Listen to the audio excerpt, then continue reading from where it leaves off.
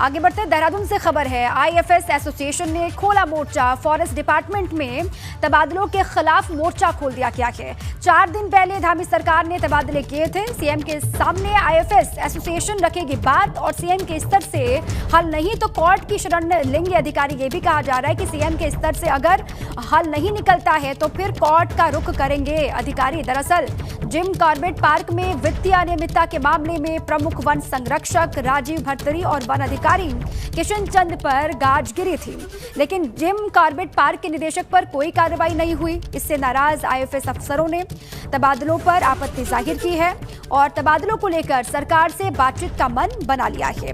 तबादले के आदेश के खिलाफ फॉरेस्ट डिपार्टमेंट के जो अधिकारी हैं उन्होंने मोर्चा खोल दिया है। वन विभाग के अधिकारी ये कह रहे हैं कि दोहरा रवैया है, ऐसा नहीं होना चाहिए।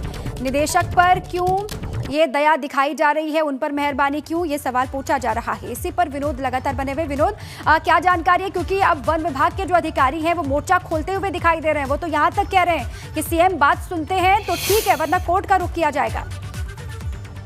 बिल्कुल, देखिए दीपा जी, 4 दिन पहले उत्तराखंड सरकार ने फॉरेस्ट डिपार्टमेंट में बड़े बम पर तबादले किए थे, जिसमें प्रमुख वन संरक्षक से लेकर नीचे तक के जो वन अधिकारी हैं उनके तबादले किए गए थे। लेकिन अब आईएफएस एसोसिएशन ने इस तबादलों के खिलाफ जो आदेश हुआ था उसके खिलाफ मोर्चा खोल दिया है और ये भी कहा है कि धामी जो मुख्यमंत्री है, धामी बात की जाएगी और अगर धामी सरकार के माध्यम से भी अगर मामला नहीं सुलझता है तो कोर्ट की शरण के लिए भी कुछ अधिकारी तैयार बैठे हैं। लिहाजा जितने तबादले हुए थे उनके पीछे मंशा क्या है और जिस तरह से वित्तीय अनियमितता का आरोप तमाम कुछ अधिकारियों पर लग रहे थे, तो ऐसे में जिम कॉर्बेट में जो धांधली हुई है, वित्तीय अनियमितताएं हुई है, उनके निदेशक पर सरकार की मेहरबानी ऐसी क्यों है। और ये भी महत्वपूर्ण बात है दीपा कि कुछ उन जो तबादला आदेश निकला था उस लिस्ट में कुछ लोग ऐसे भी हैं जिन जो पहले से ही चार्जशीट उन पर हो चुके हैं, उनको भी मलाईदार पोस्टिंग दे दी गई है। तो तमाम महत्वपूर्ण विषयों को लेकर